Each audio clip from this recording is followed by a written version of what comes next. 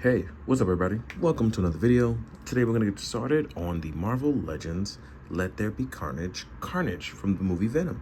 I believe this is the second movie because there's now a third one coming out. It's going to be utterly ridiculous.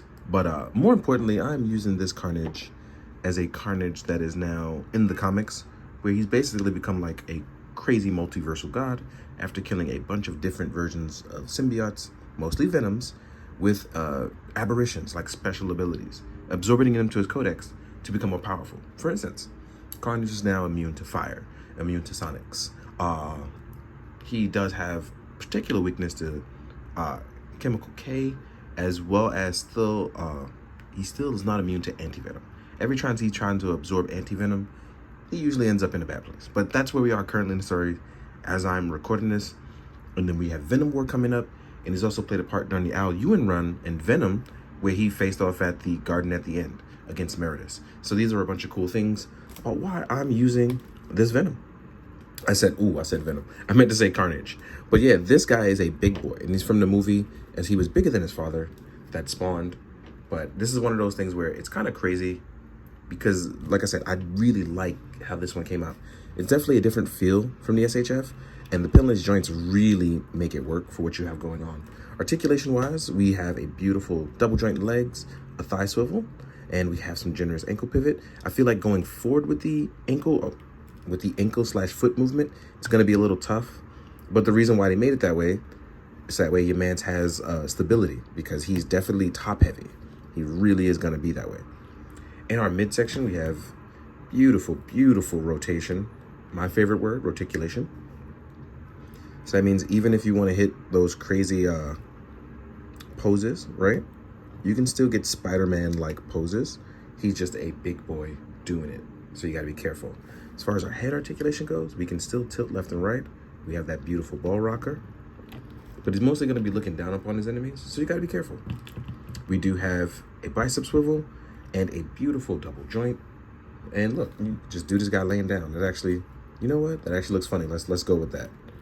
Let's do him laying down. Hello, Father. Hello.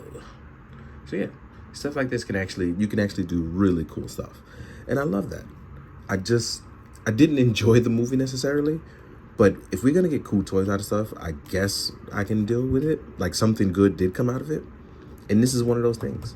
I gotta say, like, if you are worried about SHF and having all those extra joints, this might be for you. Like, this is my sturdy, I can throw it across the room Carnage. It really is. And he does come with some really nice things that add into it.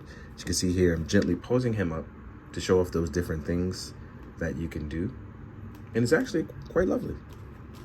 Like I said, it's one of those things where, depending on what you got going on, like I said, I keep saying that because I'm trying to like find words for the thought, but let's be real, it's a really cool fucking toy. And that's really hard to just say that nowadays, because sometimes you're like, I don't want to say too much, but in actuality, a cool toy is a cool toy. And I got to start bending to the will of that. As he bent over. But yeah, hold on. One thing I'm going to do is we're going to jump into those quick accessories. This guy has some really, really top heavy weight on him. So you have to be cool to try to balance that guy out. One of his accessories being, we have our scythe hand. It's bladed out in red and black. I know some people like there's a little bit more red than black. I don't mind this at all. It does have a ball joint, so you can make it on a curvature. You can attach it to either arm. But we have a dedicated right hand.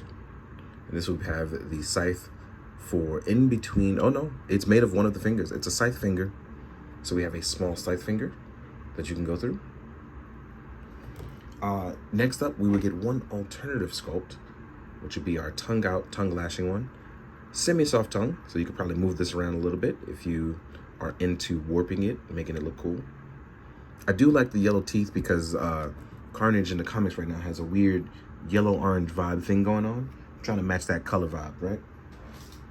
Last but not least, we will get his weird, crazy bendicles? Yeah, bendy tentacles, his bendicles.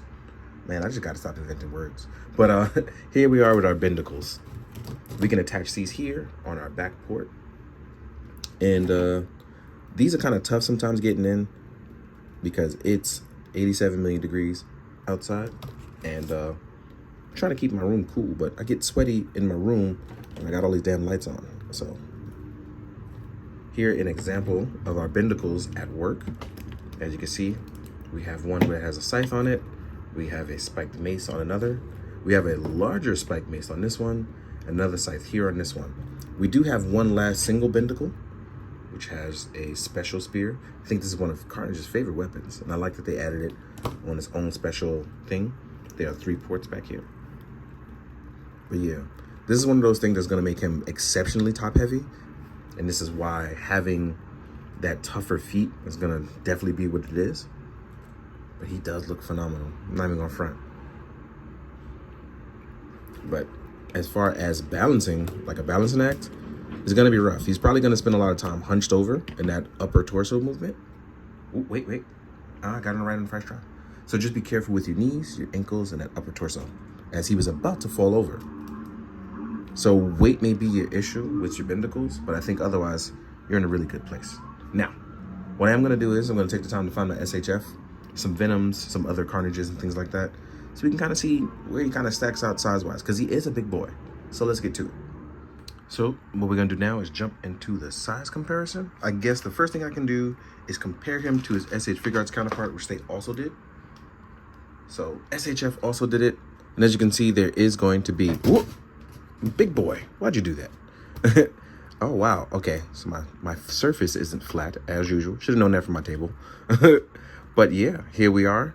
There are some differences. For instance, he has a stubbier neck. So even if I pulled it up, it still looks and feels stubby. Also, the paint apps on his head sculpt just don't hit that black tone that some of us would like. But I do like the body a lot better, and I like the joint system a lot better. But I feel like the Marvel Legends gets the color right and has the black paint right. But I do like the yellow teeth though. I feel like that's better. So yeah, as you can see here, everyone has preferences and differences. So you have to see what works well for you. But if you're not in the mood for that, we're gonna team him up with a Marvel Legends Venom.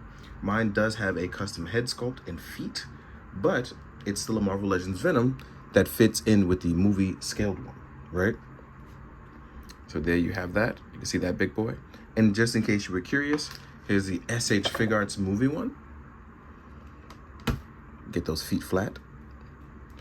Buff Venom is buff. So as you can see, scale-wise, I feel like it really does work. And then if you want to see, here is a baby retro carded Venom to team up with his Venom. And I feel like these two work hand in hand with each other pretty well. If you want to see what some Spider-Man look like, here is a Mafex Spider-Man and an SH Figuarts Final Swing one. 2 little dudes teaming up. Then we have a Marvel Legends Ben Reilly. We will do a regular Venom, which I'm going to call my Marvel vs. Capcom Venom, minus the light blue. We all miss light blue Venom. This is a light blue supremacy here. Next up, we're going to do a Action Force. So there you are with an Action Force figure. Then, ooh, what can we do? Who do I have next? Oh, I have my main man Ichigo here. So here's Ichigo, representing Mesco Scaled. Yeah, Mesco Scaled. So you can see what you're getting into. But yeah, all in all, I feel like if you are a Carnage fan, it's definitely a must for you, because you don't get that many Carnage figures that aren't like the same thing over and over. And this one actually is scaled up really nicely. I gotta find my Null. I don't know where he went, but I'm gonna try to find him so I can kind of throw him in there too. But yeah, so if you're a Carnage fan, obviously must have, because you don't get Carnage stuff all the time. But also as a Marvel Legends collector, I don't know what those guys kind of want, because I feel like it's never enough. Because they do get a lot, but I just feel like they feel like they don't get enough. But it's hard, because as a Marvel fan and a fan of storylines, even when people think they're bad, you have to kind of pick and choose how you want to use your toys. You don't have to use it in a direct sense of what it's given you for. Your wild imagination really takes a precedence in what matters. So between your preferences and your imagination, I hope you guys find the things that you want and enjoy, because that's the point of all of this. So with that being said, be good to yourself, keep that imagination levels high, and as always, please, be good, do good, drink your water, guys. Later.